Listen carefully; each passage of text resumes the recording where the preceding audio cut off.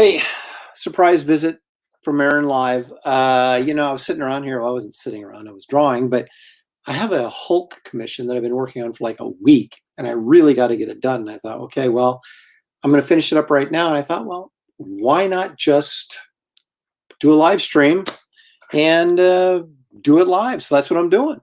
So we're going to marker this sucker up. There's not going to be a lot of bells and whistles, I have to admit. We're just going to kind of work and get out after it. I will try and keep leg kicks here. Hello, thanks. I'll try and keep track of who's here and what's going on. But gosh darn it, we're just here to work. So let's get rocking and rolling, shall we? Let me switch my camera here so we don't have to look at me. You can look at the art. There it is. Okay. So, stinking camera. It's never in the right spot. All right. So hopefully my markers are not empty, because I don't want to waste a bunch of time filling them. Because I don't think there's anything more boring than watching me fill pens, except listening to me talk and buy time. Komanga jumped in. Dave Thomas is here. Look at that. See, they're rolling in, man. A surprise visit, and I still got you guys hanging around. I appreciate it. Even after getting busted last night on my live stream for showing video clips. Oh, and the fun part was getting lectured by people on, well, just one person really, on Twitter about, that I need to learn the rules of YouTube. Like, it's like I don't already have a mom. So anyway, I'm back. That's right. Stephen Ing says, hi, Aaron, watching your live stream on Facebook, which means I haven't been canceled. I did have to dump the video though, from last night, but it's up on YouTube. So if you didn't get to see all of it, or you missed it completely of my top 10 films, it appears to be all there in all of its glory on YouTube. So, YouTube. So you'll never be able to see it on Facebook, but at least it is on YouTube. So it was a pretty fun live stream, all things considered, other than the fact that I was, blacked out twice. All right, so I'm going to go in here with a, since the Hulk is green, and although there is warm greens and cool greens, I'm going to play him as a cool green, and I'm going to go in here with a cool gray 0 to kind of lay the foundation of which I'll work over the top of.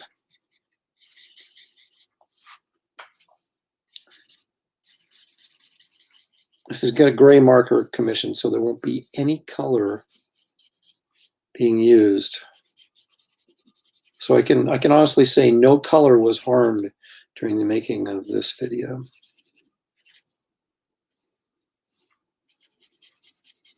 I assume everybody has seen that's what I like to see. This is the kind of support I'm looking for right here. Thank you, David. I appreciate that. Ooh, is that a giant size X-Men you got right there on your that's Art Adams piece. What is that? Is that the giant size X-Men #1? Oh, you have good taste. I don't have one of those. I wish I did. In fact, you know what? Let's give David a round of applause.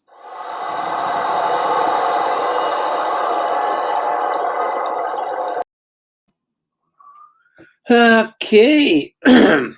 Anyway, I assume you guys saw the Shang Chi trailer. Looks to be a bit of a combination of, as I said, a Bruce Lee film and Mulan. So, but I am kind of anxious to see it.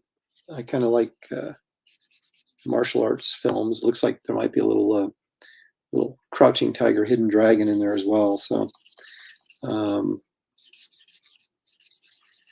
kind of fatiguing out on the whole Marvel Universe movie cinema thing, but I am intrigued by this. So, and I understand they're using the Mandarin, which is nice. They actually, instead of what they stupidly did with Iron Man 3, to actually have a real Mandarin would be cool. So we shall see how it all plays out. But I am kind of looking forward to that. Although I wish they'd stick with the comic, and although there may be a rights issue involved, and you know, copyright issues, we dealt with those recently. But in the comics, Shang Chi was Fu Manchu's son, and I always thought that was a great dynamic to have your dad be this supervillain, and you kind of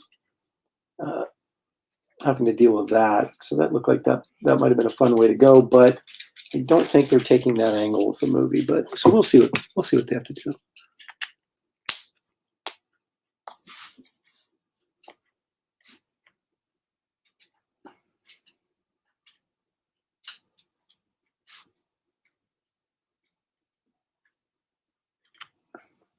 Comic Book Hut says, I liked your work on Justice League last year. Thank you, Comic Book Hut. I appreciate it. That may be the that may be the last thing it'll go down in history as my last job for DC. I don't know. But you know, go out with the Justice League, go out with a bang, right? It was fun. It was challenging because I had to create what they call it, world building, right? Because I had all these alien creatures to come up with and the alien locations, and that's always a challenge. I'm never 100% confident when I have to tackle stuff like that. There's guys that are really, really good at that stuff. I look at myself as more of a, you know, a figure drawing guy, a character designer type person, as opposed to a someone that would design, you know,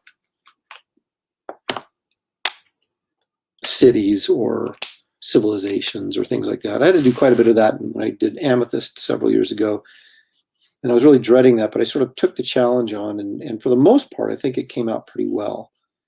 But that was really hard because I had to create a bunch of environments for that as well. And but you know, you start to realize what you're good at and what you're not good at, and you know, I think it's, as an artist, you want to take on the challenge of you know, getting better at stuff that you think you're weak in, and that is, you know, designing cities and all that kind of stuff that's not my forte. So I really kind of, when I got the Amethyst job, I sort of took that on as a challenge to really sort of get better at that and do a good job with that. And like I said, for the most part, I think I did, but it's still not something I would consider myself to be one of my strengths. So, and especially when you're doing a monthly book, you know, like Justice League or whatever, you don't have a lot of time to sit around and kind of figure out and design architecture and things for an alien world. You just kind of got to do it on the run. So you get some good stuff in there, and then you get some stuff that you probably look at and go, that wasn't so great. So, but overall, I think the Justice League stuff turned out pretty well, so I'm okay with it. And I find that a lot of times when I go back and revisit stuff, you know, that I did a while ago, that it's actually looks better to me after I've been apart from it for a while than it did necessarily when I was doing it. Because I'm one of those guys who I really, for the most part, hate just about everything I do when I'm working on it. I keep thinking, oh, this sucks, this is terrible. And then I'll go back and look at it, you know, months later, or even sometimes a year or two later, and go, hey, that wasn't that bad. Why was I being so hard on myself? But I don't know, I guess it's just familiarity. You know, you're looking at something too long, and then you just start picking it apart, and it's hard to kind of look at it in a positive light.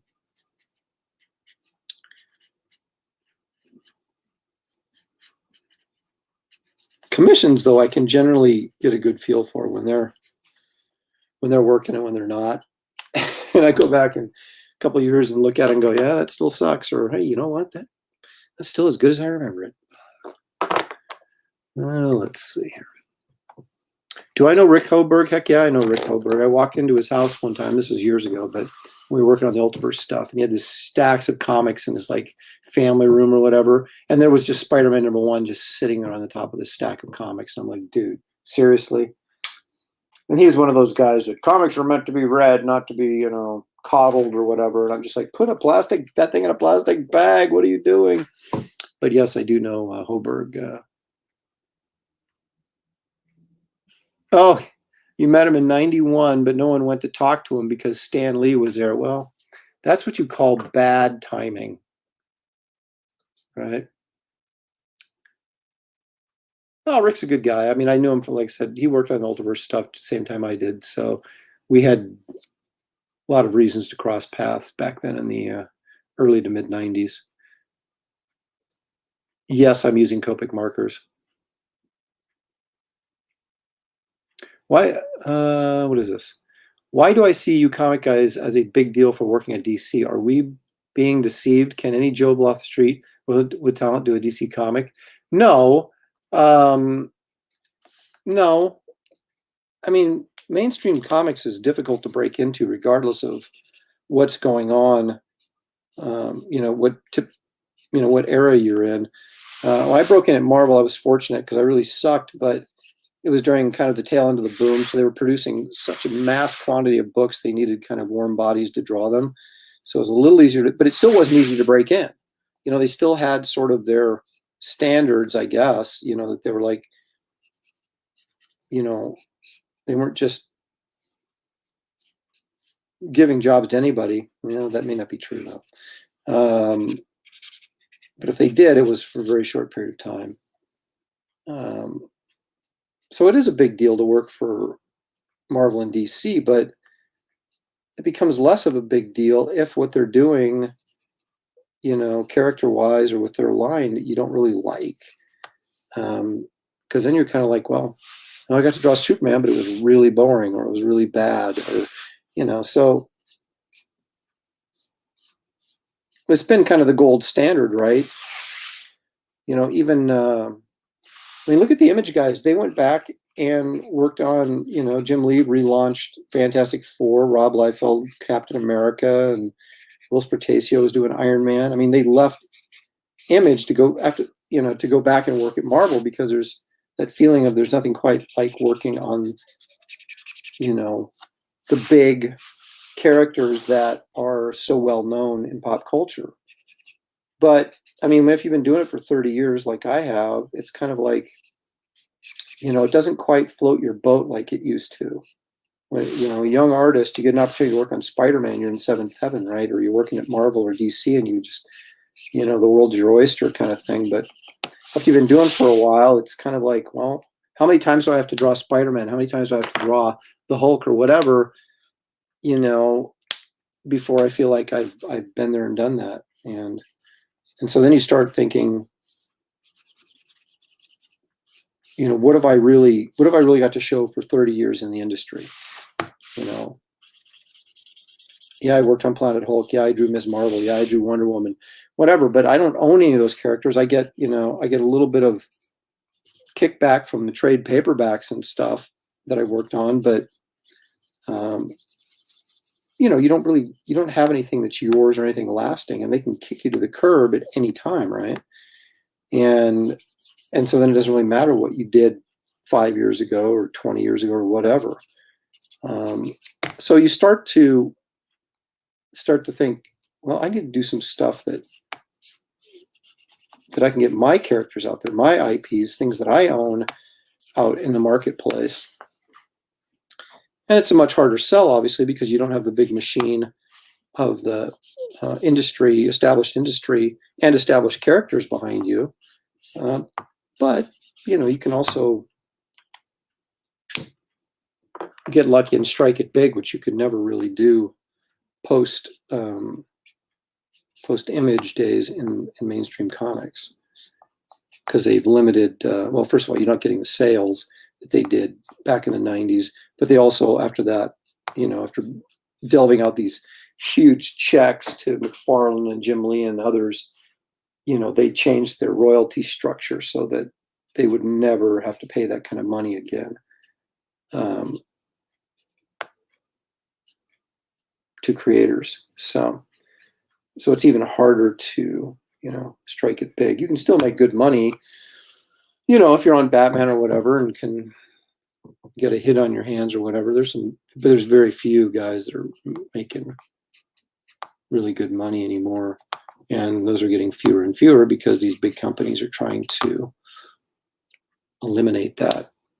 So you see a lot of them, Marvel and now DC, getting rid of their established talent and going and finding younger, cheaper art. And sometimes those are, really good, talented people they find, and other times it's, it's crap.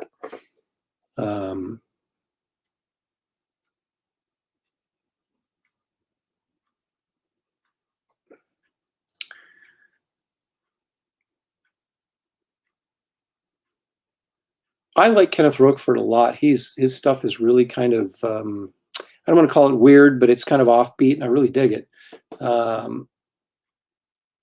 In fact, he's a guy that I would, just because of the uniqueness of his sort of artistic vision, he's a guy that if I end up doing a crowdfunded book here in the not too distant future, which is likely, but not set in stone at this point, like I've been saying, on my previous live streams, is that I will know by the end of this month what I'm doing. But if I were to do a creator-owned book, he's a guy I would look at to do like an alternate cover, just because I really dig his style and his stuff.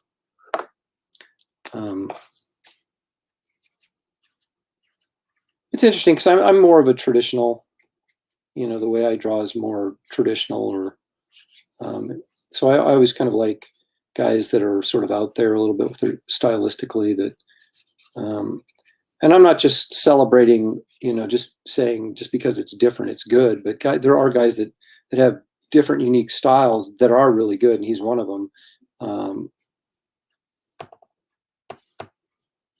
So it takes more to impress me than just being different. You need to be different and good, and I think he is.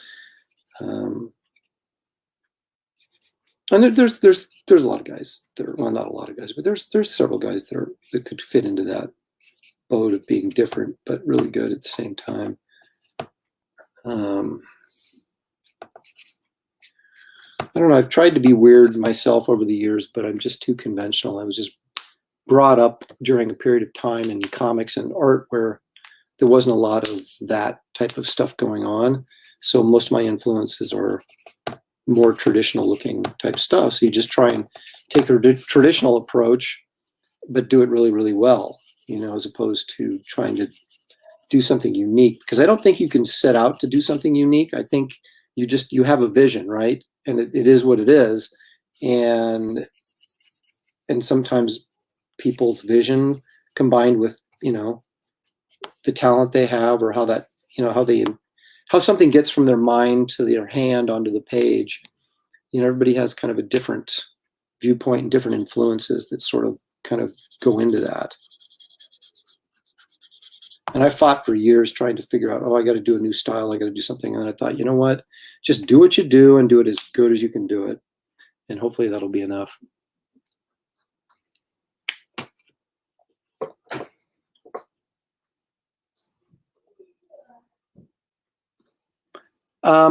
You know what? Yes, they do, because DC owns Milestone, but I don't know that they're actually doing anything with Milestone or have any plans to do anything with Milestone. Nighthawk, I am well. Actually, I just got back from physical therapy today, and they were very pleased with my progress. So yeah, I'm drawing right-handed. I am not bound to. I've got a lot of freedom with this hand now.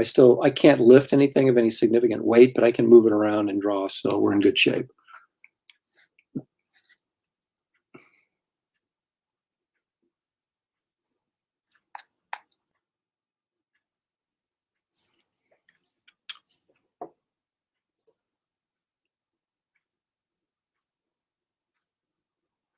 Thanks, David. That's the thing. I grew up,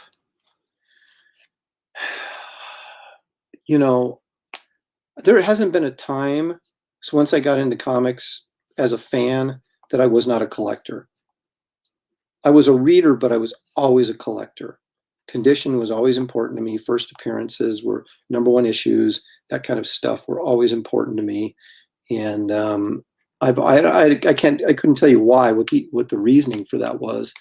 I'm very sort of, I guess, anal retentive about condition. If I buy a book, even like a hardcover book or a paperback, I'm very careful with it. I don't want to get it bent. I don't want creases in it. I'm just that way. And what I used to do is I stacked my comics, and a lot of them got soiled along the spine, and that really ticked me off. Because I did read them when I was a kid quite a bit, but I tried to take care of them. I wasn't one that was folding the cover over or rolling it up and put it in my back pocket kind of thing.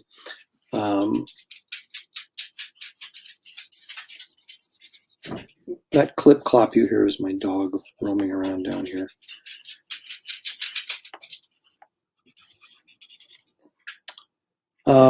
Yeah, so I really don't know why I became a comic collector in that sense, but I guess it's also fair to point out that I also collect toys. I collect,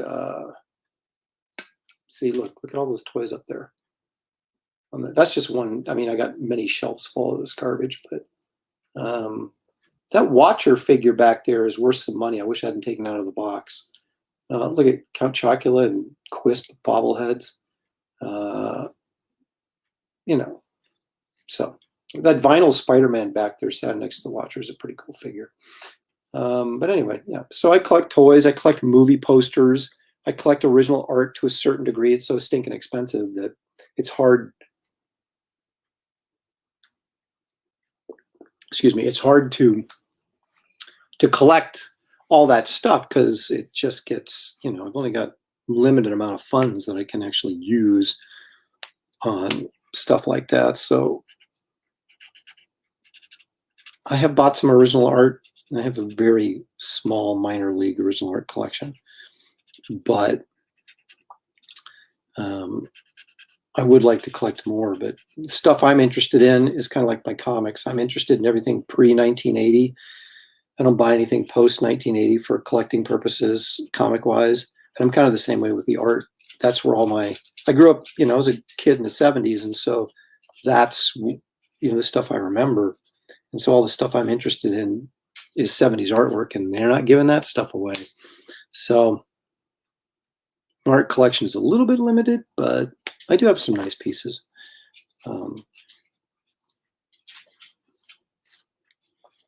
Husker, get out of here. Dog is climbing up my leg. He thinks it's dinner time like 24 hours a day, and it's not. So it's to chill out.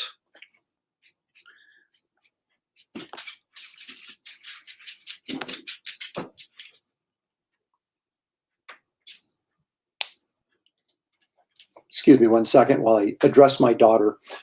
Has he been out recently? He ran outside, looked at me from the steps, and then ran back in. Okay. Well, he's probably all right. Okay, I'm back.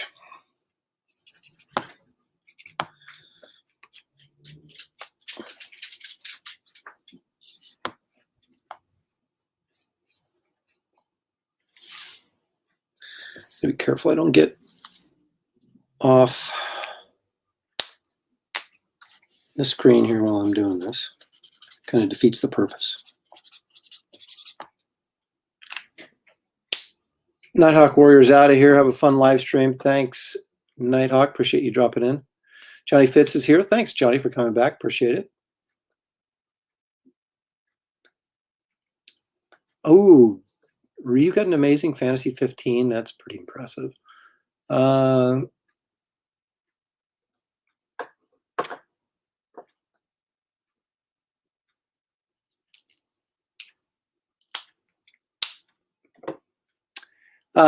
What's the gem in my collection? Well, because the market sort of exploded during this last COVID year, like for example, I have an entire run of Silver Surfer, right? And almost all of them are near mint. And I would have said, I got a Golden Age cap, number 18. It's worth about $3,200. But my Avengers #4 is now like a $3,300 book. So that might be it. But my Silver Surfer #4, first appearance of Mephisto in Near Mint, is like a $4,000 book right now. I'm sure that'll drop down once all the speculation subsides over whether he's going to appear in the Marvel U. But that may be my most expensive book right now, is that Silver Surfer #4. So I don't have like huge books like, $10,000, $20,000 books in that regard. I have a bunch of books that are in that, worth hundreds or maybe worth a couple grand, but nothing super giant. Because I never really, living on the West Coast, coming across like old books, there just weren't a lot out here like they were, say, on the East Coast. I'm sure that was a distribution thing at the time, but and when I say old books, I mean pre-1970 and Golden Age stuff. And so I didn't have a lot of opportunity to get them when I was growing up. And I always had limited funds too. I mean, I spent every dime I made from probably, when I was 9 years old to when I finally got a car when I was 16 on comic books. I mean, I literally spent every dime I made mowing lawns or whatever. But I spent a lot of time trying to get as many books as I could, as opposed to just holding out for ones that were really, I thought they would be worth a lot. Because you don't really know back then what was going to be worth a lot or not, because nothing was really worth that much back when I was a kid. I mean, like Superman Action #1 was probably worth a few grand, not 3.5 million. But there's no way a 9-year-old kid's going to be able to get something like that, or even like a Spider-Man #1, which I might have been able to get for, a couple $100 if I could have found one. I never saw one, first of all, to get, and number two, what 12-year-old has a couple $100 in 1975 or 76 has a couple $100 they can go drop on a Spider-Man #1, even if they could find it. So, and my parents weren't into that kind of stuff at all. So I couldn't like go, Dad, oh my gosh, look, Spider-Man #1, we should get it, which is what I did with my son. He is, I bought a few books for him over the years. And he collects a little bit now. I mean, he's 28 now, but he kind of collects movie posters. He collects comics, older comics. He's not really a reader of new stuff. He reads like Marvel Essentials and things like that, which is kind of what I do now too.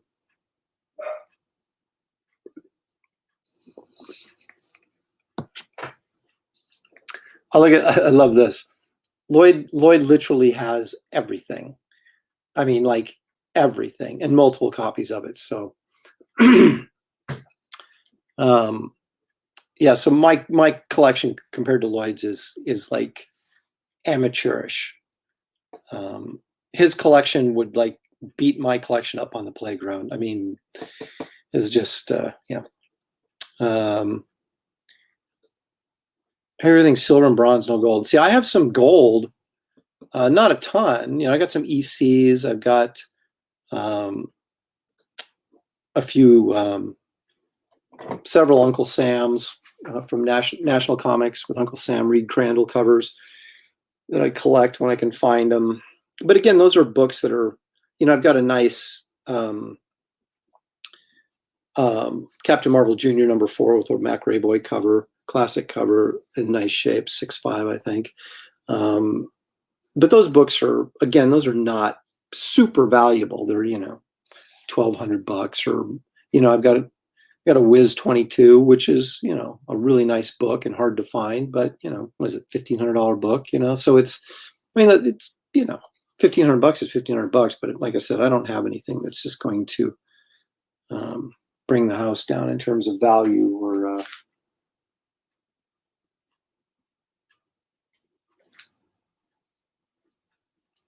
I'm still in pain. I used to, when I was buying stuff new, again, it was in the 70s, right? And I wasn't if I was 10 years older, I would probably have a great Silver Age collection, you know, with all these great comics. But, you know, I really didn't start collecting comics till about 1973 or 74.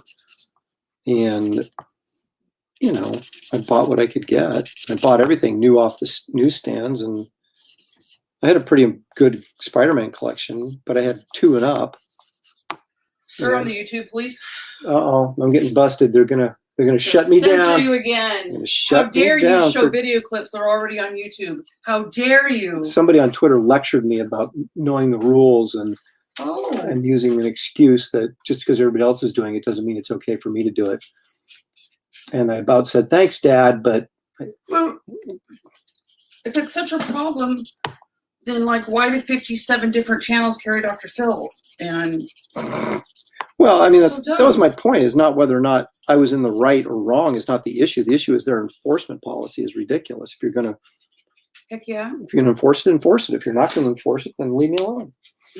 So, back up off my grill, man. Exactly. So that's Shelley Showtime in the background for those of you regular attendees to live stream. Not too Hopefully, showtiming right now, though. Hopefully she'll be appearing soon again on one of our... Gary Shipman's dropped in. Thanks, Gary. Good to see you. Good to see you typing in the comment section, I guess. I don't actually see you. If I just speak up this way. No, the camera's down here, so you're safe. I got you. Lloyd. Yeah, see, I know, Lloyd, you got more comics than you know what to do with. I have several that would bring 7 figures. I know. Well, see, you're set for retirement then if you need it, right? Johnny. See, Dave, that's the thing. You got comics from your dad and from family members that collected before you. I didn't have any of that. I was cold turkey, man. So cold turkey, starting at ground zero. No. All right, I'm going back to bed. Okay. And Shelley Showtime is on her way out the door. So, yeah. So, my biggest problem, I think, growing up too, is I had too many different interests. You know, so even though I spent all my money on comics, it was generally new comics, and then what old comics I could find. But again, old comics for me, if I found like a, Spider-Man 15, someplace at an old bookstore, you're doing backflips. And it wasn't, there wasn't a Spider-Man #1 laying around someplace that I just happened to find in a Golden Age book. Seeing a Golden Age book was even more rare. What I tried to do is, because I quit buying when I was in college, mainly because I didn't have any money, but about 20 years ago, I started buying up all the Bronze Age stuff because I knew that eventually, because that was when the Silver Age stuff was just red hot. And I knew, I'm going in with a warm gray, by the way, on these accoutrements that go with his costume here, or his armor. I went in and I knew that eventually the Silver Age stuff would price itself out and people would start moving into the Bronze Age books.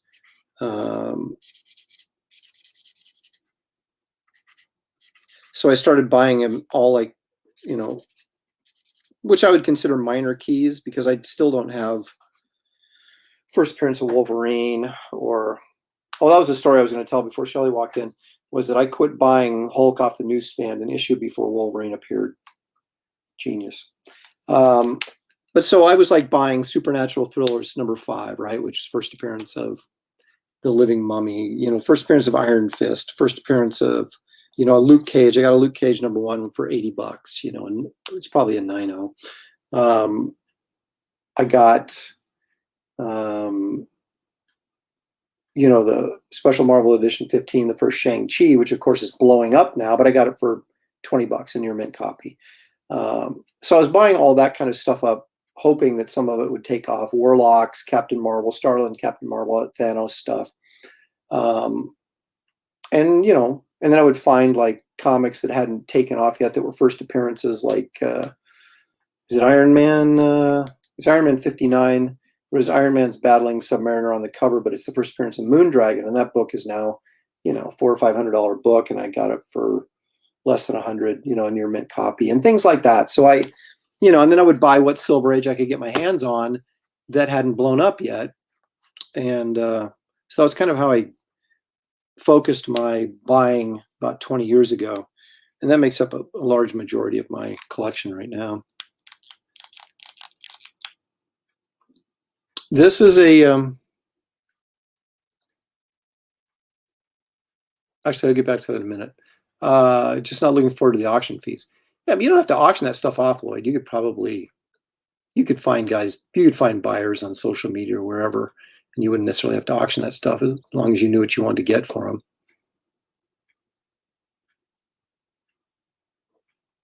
This is a tragic story right here. Wow, 5th grade teacher ripped up your comic books. Oh, I would have lost my mind. This is, okay, here's the question. Which is the first appearance legit? Okay, now this is a problem question, and here's why. Because it all depends.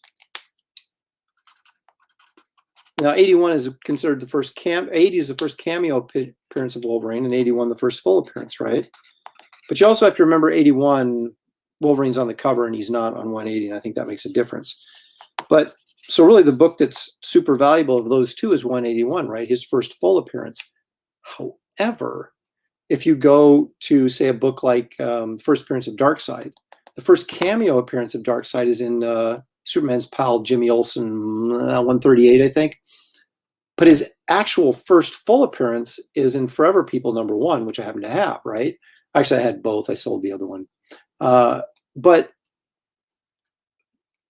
it's the cameo appearance of Darkseid, the Jimmy Olsen comic, that's worth way more. And yet, in the whole situation with Wolverine, it's the full appearance that's worth more than the cameo first appearance.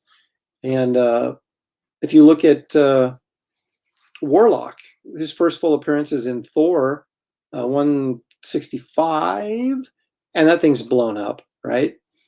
But his real first appearance, or his cameo first appearance, is in FF67, and that's actually going up too now, but it's not as valuable as Warlock's first full appearance. So it depends, and I don't know, who makes those rules. I don't know if anybody does,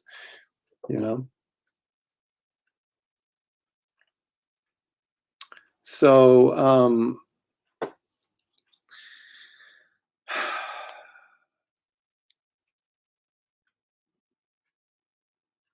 it's hard for me to guess, when you're investing and you can only get one, you think, okay, do I get these cameos are hard. They're hard. We just need the full-on genuine first appearance of a character to be in an issue and just kind of leave it at that. Because I think even if he just appears in a panel, that's legitimately his first appearance, right? So it shouldn't necessarily be degrees of that, but there are. And someone explained to me why first appearance of Moon Knight is worth so much money. It's a second, third-rate character. And it's not just because of the television show. That thing has been hot for years. And Moon Knight's kind of a cool-looking character, but he's never been a very popular character. His first appearance is not that old. It's this mid-70s book, and it's readily available in high grade. You can easily find a copy, and yet it's still worth thousands. And I can't explain it. So you just never know, man. So it makes collecting fun and frustrating. It's trying to figure out what books to get and which ones to stay off of.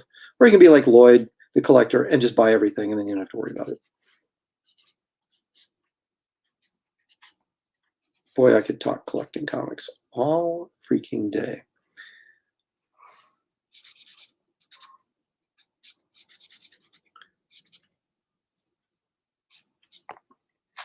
So I got to figure out a topic for my Aaron Live on Sunday, this coming Sunday, that I won't get shut down for copyright infringement. I may do my top 10 movie posters. I might do that. I'm going to have a pie festival too, but I have to wait until I can get a couple more guys to join me that I'm waiting to hear back from. So I was going to do that, but I think I may postpone that and do that 2 weeks from now. Because I think eventually I'm going to transition this live stream into just a food show. Eating while reading comic books. Boy, talk about a recipe for disaster, right? I'll just get a little chocolate here on my Spider-Man #1. Oops. Okay. This Hulk seems to be coming together rather nicely.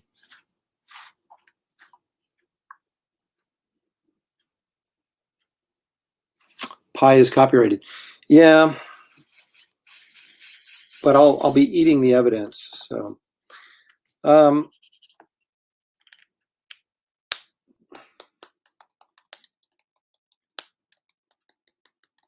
thinking about have Shelley's a math teacher, so she might be, while we're eating pie, she may be explaining pie. So that'd be kind of the nice contrast. We'll see if maybe that if we can make that happen.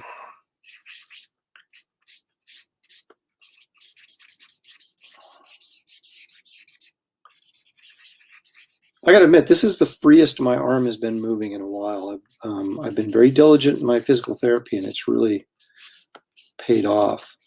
I guess. I mean, it's been 2 months since I had the surgery. It's taken long enough, but I mean, this is unfortunately, a very slow process, healing process for the shoulder. But I seem to be back kind of up to close to 100% in terms of speed and me, being back to regular work, which is good because I have a bunch of people waiting for commissions. They're probably getting a little irritated waiting on me. And I do have some story stuff. I got to finish a sci-fi story, and I got another one possibly waiting in the wings. And then who knows, maybe some other stuff. We shall see. So I'm just using basically cool gray on the Hulk and then a warm gray on his costume and his armor.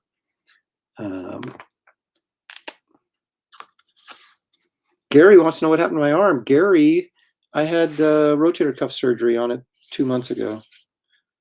And so I really haven't done much of anything art-wise for that period of time until just recently, like the last week and a half or so. I've been starting to get back into drawing because I just didn't have the movement or the strength in my shoulder to even to hold my arm up to draw, or even do what I'm doing here where I'm actually resting my hand on the paper. It still fatigues the heck out of my shoulder. And so it's taken time to get my strength built back up so I can even do what I'm doing here on my lap. It's way harder on the drafting table because gravity is working against me a little bit. But whereas this, I can just kind of rest it on my lap. But like I said, I've gotten much stronger over the last 2 weeks, and it's really made it easier. What is your favorite Marvel run? Favorite what? You talking about like a story arc or just a series in general? Because I mean, Spider-Man was always my favorite growing up.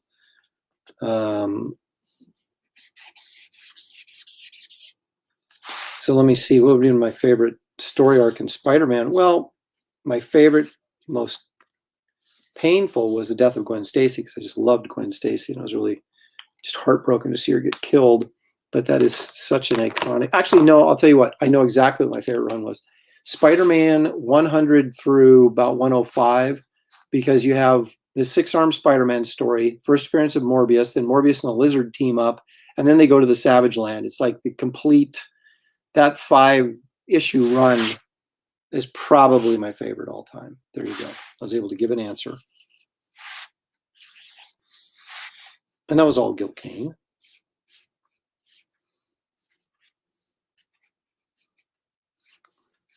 But there was some really good Spider-Man stories in the 80s. In the title, the issue numbers, the 80s. There was a great run, Kingpin saga in there with the schemer, what turns out to be his son. Spoiler alert. And that thing with that stone tablet and the Silver Mane, that was a good story arc. There was a lot of good stuff. I really enjoyed reading as a kid, and even looking back on an adult, it still holds up pretty well. Big fan of Michael, Fleischer, and Jim Apato's run in Adventure Comics of The Spectre. It was about a 12-issue series run in there that was really, really great, and I think would make a terrific movie. Of course, they won't listen to me and make it, but it'd be a heck of a movie. Oh, favorite series, Spider-Man. No, not even close. David Thomas has got to run. Okay, David, thanks for joining me, man. I appreciate it. I know this is kind of like unannounced right in the middle of the day. Not the best time to be doing something like this, but I had to get this commission done, and I figured might as well do it on a live stream, and whoever's around to watch can jump in, or maybe people can watch it later.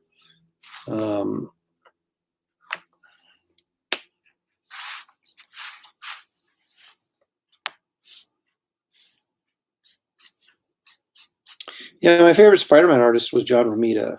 I know that's a hot topic for debate and discussion, but John Romita was just such a good artist, you know.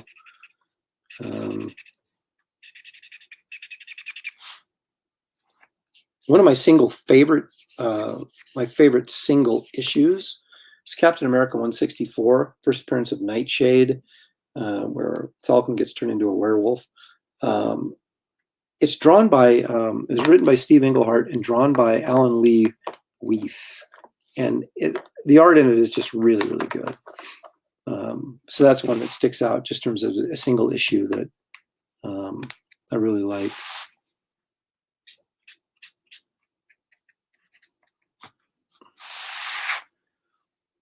You know, when I was growing up, our neighborhood, we all sort of, you know, we'd go through, we go through these stages where, you know, everybody was building models, or everybody was, you know, into skateboarding, or everybody was whatever. And of course, we went through a phase where everybody was collecting comics. And of course, mine, I never got out of that phase. But so we would have to sort of, because we were all too young to be, this is all, you know, prior to any of us driving. So we would have to catch a bus to go downtown Portland, or actually on the east side of Portland. And we were on the west side because that's where all the bookstores were, where we got old comics. And so we sort of had to, oops, let me get rid of that. We sort of had to kind of pick and choose, so we weren't all fighting for the same comics. So me and the kid across the street were both Spider-Man collectors. So, and he was bigger than me, so we were always fighting for the Spider-Man box, and he usually won. But, you know, another one of my neighborhood kids was a Conan guy, and he was the Fantastic Four guy, right? So no one was ever competing for his books. And then I literally collected everything: Daredevil, Captain America. You know, if I saw a Batman cover I thought was interesting, I'd grab that. Certainly any Neil Adams stuff I would grab. So I was all over the place. But my main book that I had to get every issue of was Spider-Man. You know, the Avengers. I still have, you know, a decent amount of Avengers. I always loved Thor. I've got a average Thor collection, but I got some good stuff in there, and I'm constantly looking to get more in that. I always like the Submariners, so I have, you know, some Submariners. Collected Daredevil. I basically had Daredevil 4 and up, but I was never a big Daredevil fan. But like I said, there was a period of time where I collected everything I could get my hands on. But I've gotten rid of most of my large chunks of my collection over the years, because I first dumped a bunch of it to get a down payment from my very first car I bought. And then I sold a bunch of it. I traded a bunch of it to get a Spider-Man #2. And then more recently, the last 5 years, I sold a bunch of stuff to pay off a car loan and then do some remodeling in the kitchen. So I'm down to about probably 2,000 books. So I don't have a huge collection anymore. But I still keep buying. I can't stop. It's just like I am addicted to it.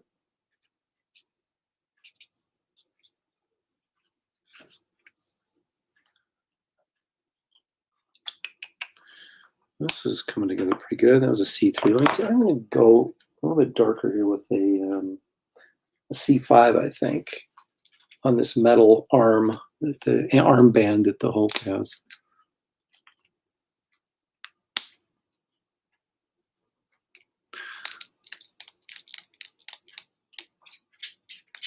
Walden Wong. I worked with Walden. I don't know that I've ever met him face to face. I may have, but I know he inked a couple issues of New X-Men or something. I can't remember what it was that I did.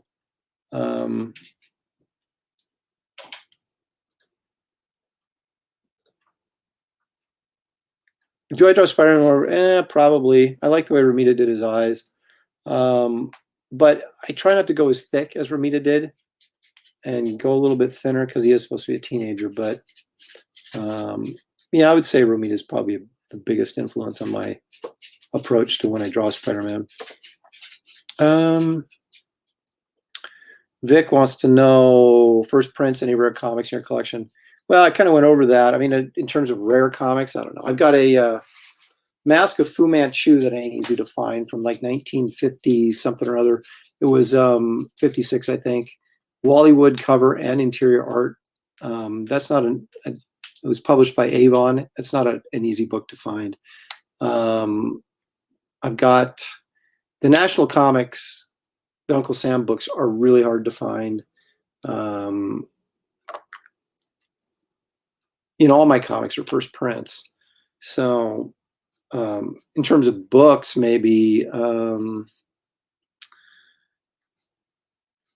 I've got a couple art books that are like a Leyendecker book that's a first printing that's worth a couple $100.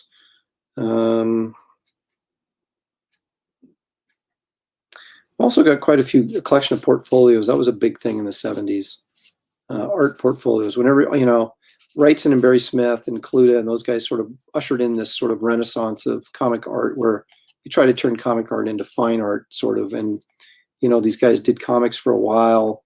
Barry Smith, of course, on Conan and Wrightson on Swamp Thing. And then they sort of jumped into trying to create a fine art market for comics. And they were doing limited edition, portfolios and prints. And I have quite a bit of that stuff from the 70s because that was a big deal back then. That stuff was always really cool. And but in terms of comics, I don't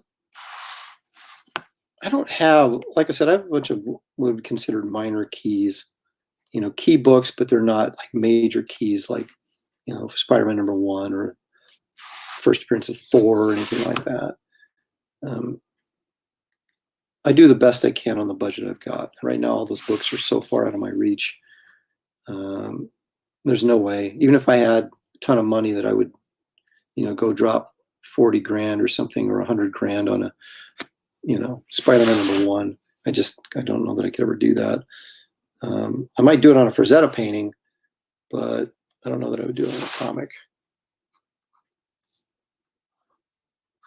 I desperately want to get an All Select #1, which is a 1941 comic, Marvel comic from 1941. Great Alex Schomburg cover, but I would have to trade most of my collection probably to get one because I'd never be able to lay down the cash for it. I think movie money is driving up all these prices on these collectibles. I mean, meaning the guys in Hollywood are buying them because they're the only ones that have that kind of money.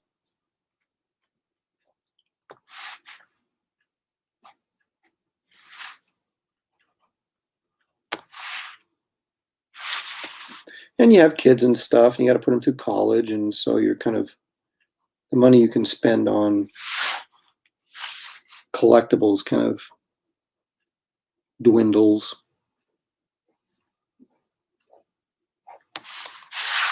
But I will be glad to kind of get back to conventioning because that's usually where I would, I'd take some money that I made at the show and kind of turn some of that money into a comic book at the show. And because we had all of that stuff canceled over the last year and a half. There's been really no opportunity to do that. So I look forward to getting back to doing that, because that's where I picked up most of my really good books, is at conventions.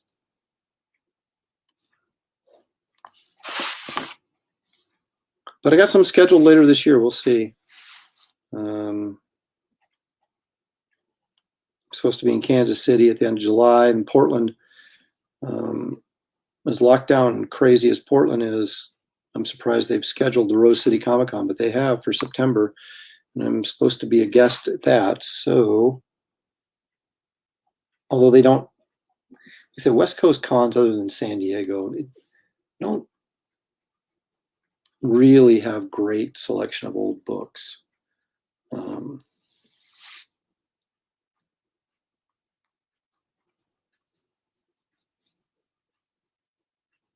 There's only like a couple of serious dealers show up to those shows.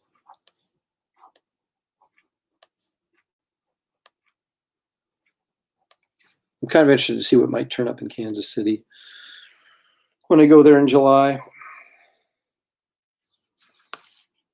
Okay, so I just went back in here and beefed up the outline of the Hulk a little bit, because it gets grayed down by my markers. And then I'm going to go outline him with a warm gray 3.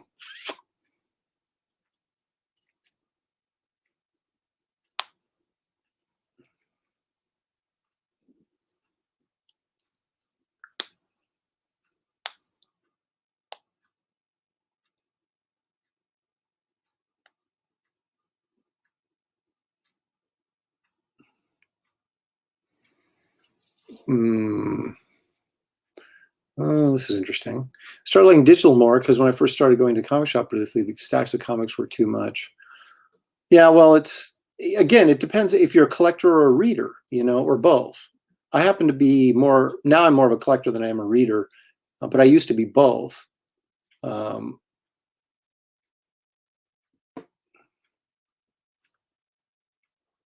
Jerome jumps in here and says, I was getting low scores in my reading class in elementary school, but when I began reading comics, my reading levels increased. I received good grades ever since, thanks to comics. There's a lot of people that share that story, that they just weren't good readers or had no interest in reading, but they did have an interest in reading comics, and that really sort of helped them get on the right track. Okay,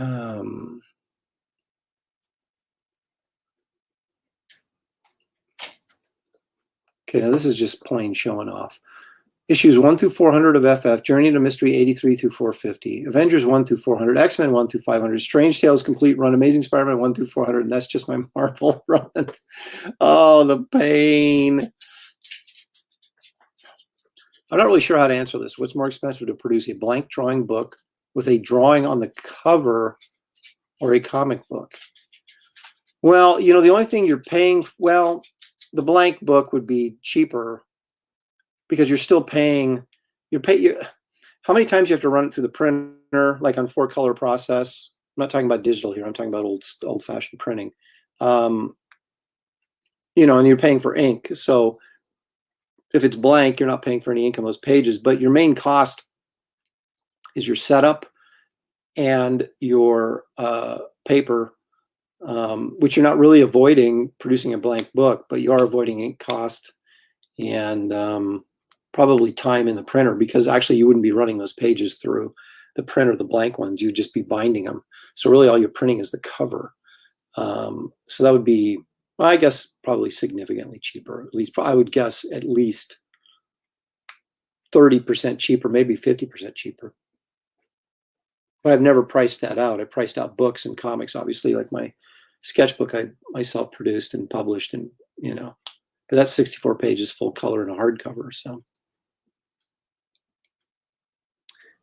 now I don't know that the Washington State Summer Con is fantastic. I don't know that I've ever even heard of that. I mean, I'm in Oregon, so I'm not that far from Washington. I do Emerald City all the time, but I don't know that I've heard of that particular con.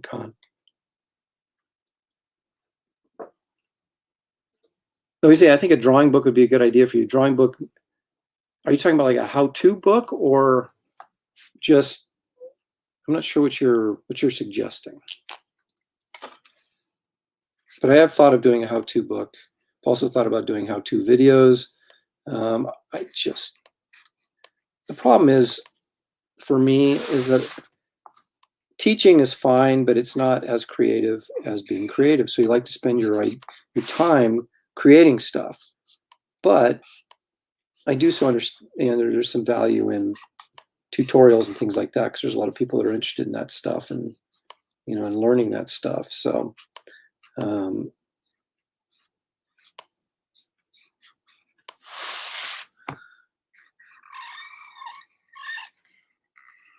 but I can only do one thing at a time, and I'm trying to sort out, like I said, I really want to get some more of my stuff out there in the marketplace. So that's sort of my priority right now. If I were to launch a Kickstarter, we'll say the stuff that I'm waiting for falls through, and I would launch a Kickstarter and it, failed or something, then I might look at, doing a how-to book or something like that. I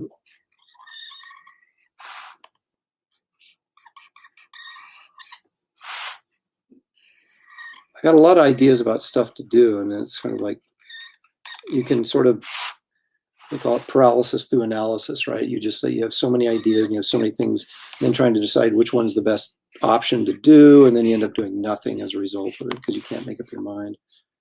I tend to occasionally have that issue.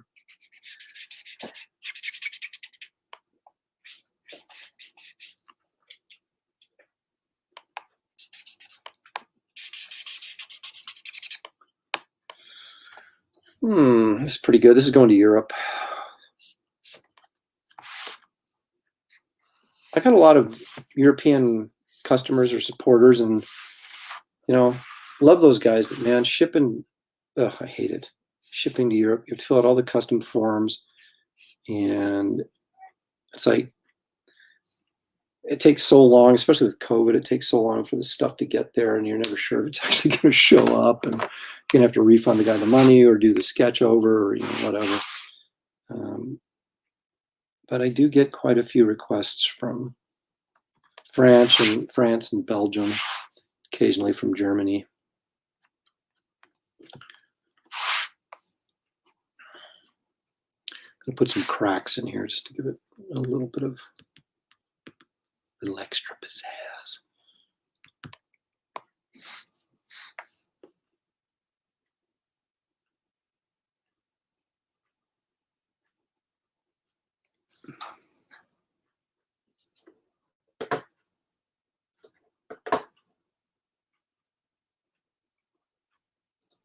Carlos, that's the kind of stuff I like to.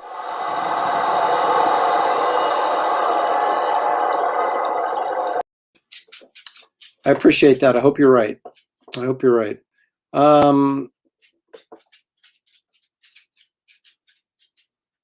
Okay, I'm sorry. Wait a minute. No, that's not. Here we go. Vic is saying, no, just a blank book.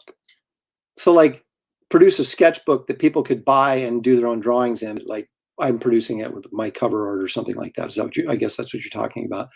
Well, that's not a bad idea. And he is right. It's cheap to be cheap to produce.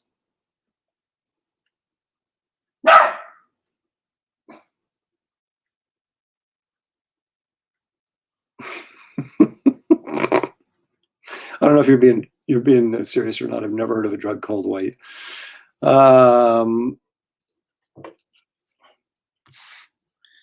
Well, I've got that coloring book that I want to do, although some people are telling me that's a really bad idea, but other people are telling me it's a really good idea. So I don't know. Who knows, right? But I don't know that I'm going to kickstart it. I may just do it because it's a black and white and not grotesquely expensive to produce. And I've got the drawings for it, and I don't know. I think a lot of people, excuse my head, I think a lot of people are kind of, would like to have the original art, or not the original art, but the book to actually color some of those images and practice on, and you can use it as a black and white art book as well. So I don't know. But I got way behind on everything, getting that shoulder surgery and not being able to produce anything for literally 2 months. because I'm normally a workaholic and I'll be working on a story and then got my side projects going at the same time. And I produced nothing except ideas over the last 2 months, and I've got to start turning those into action again. And it's funny, it's just weird when you haven't drawn as long as I haven't been drawing. It's to get back into the groove of not just drawing, but drawing full time, like 8 hours or more a day. It's just weird. So I'm kind of trying to scale all those mountains and hurdles right now to kind of get back to where I'd consider myself 100% in terms of, you know, the artwork I'm doing and the amount of artwork I'm doing.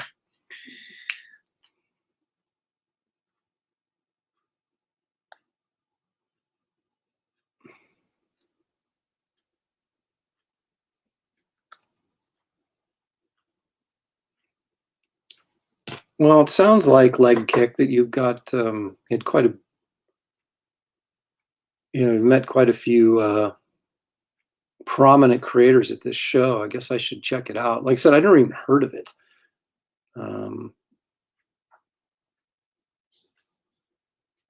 But it seems that Washington and Oregon and California are all sort of lockdown addicts. So I don't know how quickly they're going to come out of all this and allow this stuff to happen. So, but I will keep my eyes open for sure.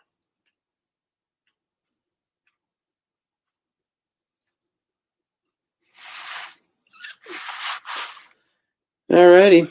Well, it is 4:30. My dog wants to be fed, and it actually is dinner time for him. So I guess I'm done with this. I accomplished my goal, getting this sucker done so I can get it mailed off to France. My dog's down there losing his mind. Got a miniature schnauzer. They're hilarious dogs, but my gosh, they're so loud. All righty. Well, why don't I just go ahead and sign this?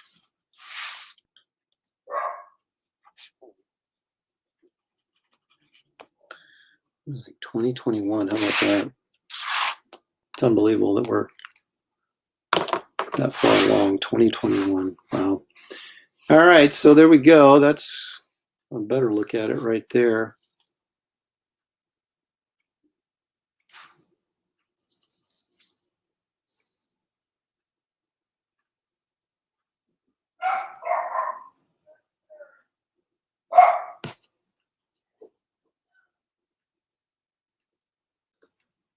My dog is wearing the cone of shame. We've gone through that.